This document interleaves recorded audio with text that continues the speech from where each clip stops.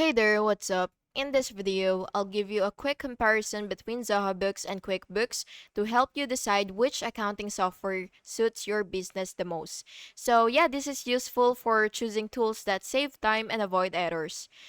Now, for the first one, which is the interface and ease of use.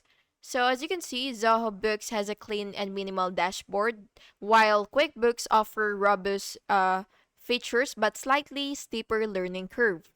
Now, for the features, Zoho Books has invoicing, expense tracking, bank reconciliation, and multi-currency, while QuickBooks has full accounting suite and payroll integration and strong reporting.